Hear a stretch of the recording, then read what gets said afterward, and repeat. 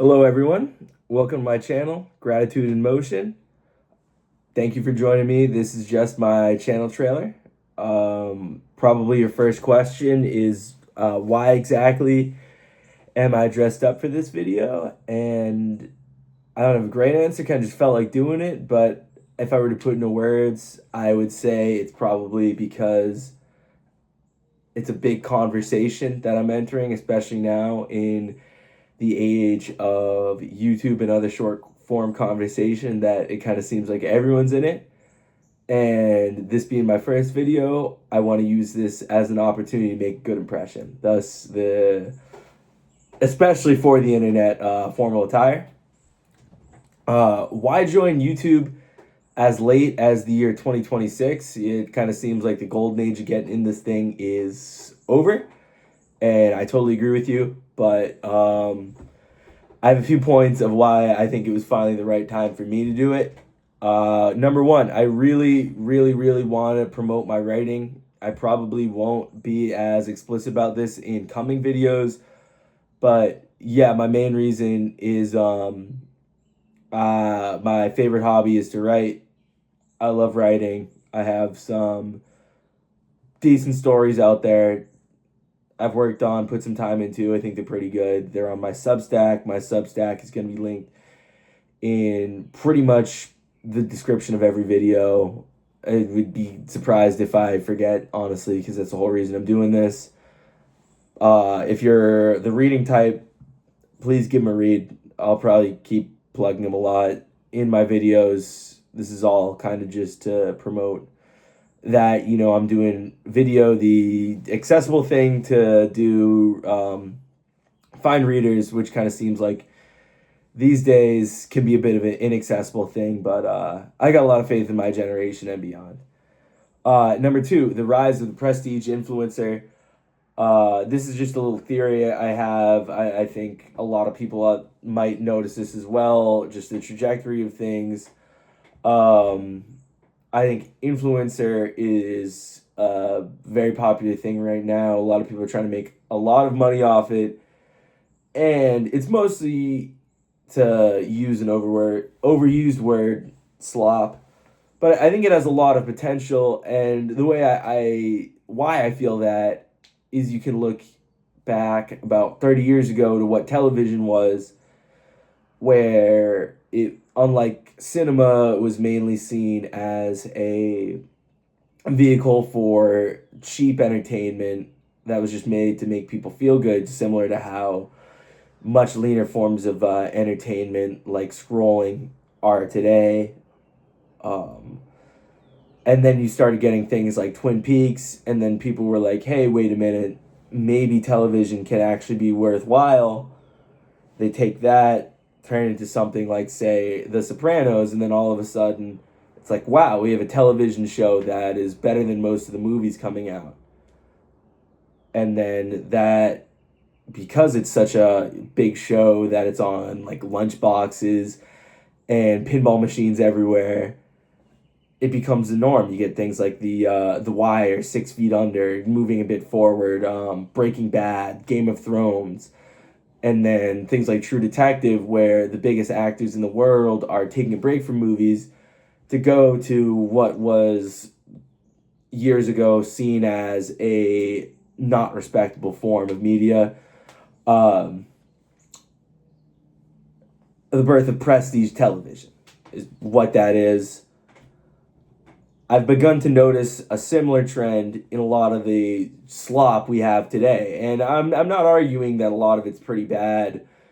I think most influencers are pretty bad for the day to day person. But that at the same time, every movement has a counter movement. I'm hoping to be a part of that. I see guys like Harry Miller on Instagram is awesome. I'm a big fan of Julian De Medeiros. I think that's probably another one I would put in that group of just guys who talk at cameras as influencers, but have a lot of substance to them. Hoping to do the same thing to the best of my ability, and actually I guess you would call this being an influencer. I'm not exactly sure where you draw the line. Someone who can make one's life a little more fulfilling instead of less. Um, Third reason, I'd really like to get better at writing essays. I just love to write, as mentioned earlier, and that's one avenue that I've really only explored through school before. But now that I just graduated undergrad. I got my bachelor's degree. I'm hoping to continue that, get better at writing essays.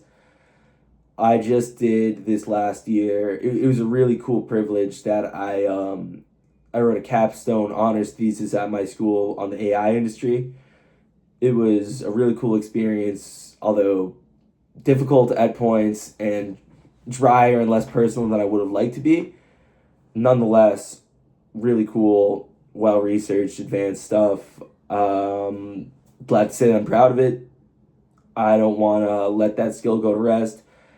If anything, I'd like to make it much more familiar and personal to those watching it. So, we're going to use this channel as practice on essay writing and make it fun for myself by talking about the things I'm more interested in. Number 4, this is a bit of a pipe dream, definitely way down the line. I really want to mention this at restaurants and like be able to tell people, hey, I have X number of subscribers on YouTube, so they give me free food. I'm kind of just being selfish here. That one's not like a very spiritual, fulfilling answer. I just see like these Keith Lee types. They have really good lives, and I at least want to cut of that. Where I don't know, every like 10th restaurant I go to, they're really nice to me, and I get like a free dessert. And I think the food YouTubers get a big cut of that. Moving on from my motivation, the name Gratitude in Motion. Why I went with that is, as I'm about to talk about more, I love to meditate. And I don't have any type of certifications on that or really anything else about my life.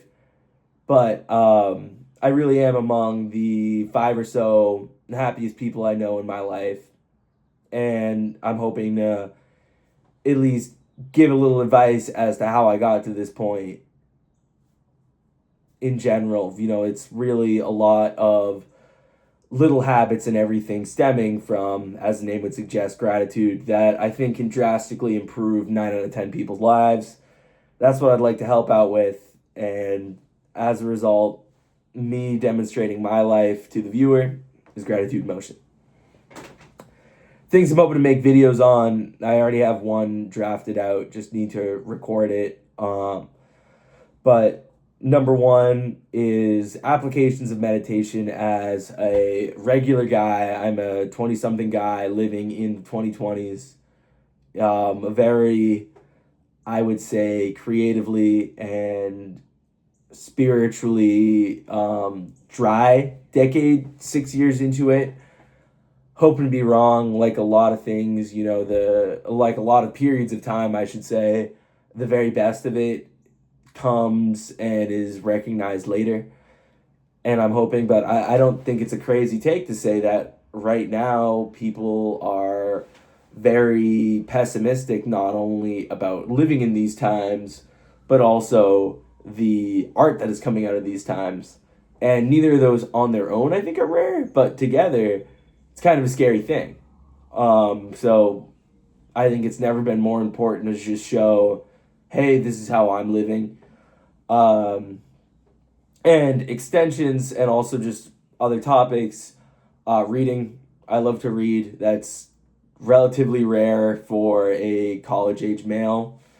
I ran my fraternity's book club when I was in college. That's kind of a unique thing. So I think I'm uniquely qualified in just getting 20-something men to read. I'm realizing this is casting a weird shadow on my face. I'm 9 minutes into the video now, but I think I look better without it. Television, movies, I'm also relatively into those. Music as well. Not an expert in anything, but I just genuinely tend to be better versed and more articulate at these types of art than people in my age bracket overall. So I hope I at least have something unique to say there. And sports is another thing you'll see, at least as of right now. My profile picture on YouTube is one of my heroes, Kevin Maurice Garnett. Big fan of that guy because I think he took things really, really seriously, not through just the lens of hard work or discipline, but through the lenses of love. And I think that's really cool. And a lot of people really need that. So, I don't watch as much tape as some guys on YouTube. I definitely am not as well versed in the numbers or the sports for the sake of sports guys, but I really am very convinced that everyone, even if you're not a sports guy, has a lot to learn from the best athletes in the world. I really want to talk about that. I just love sports and want to put that in the same conversation as painters and musicians and writers. So that's what you can expect from this channel. This video went much longer than I thought it would, but I hope that's all right. I think over 10 minutes is good. At least when I was a kid, the YouTuber said having a video over 10 minutes was actually good for you. We'll see. Not expecting this to take off for a while, but beats doing a Substack, I guess. Thank you so much for watching if you've made it this far. See you with my content later. Goodbye.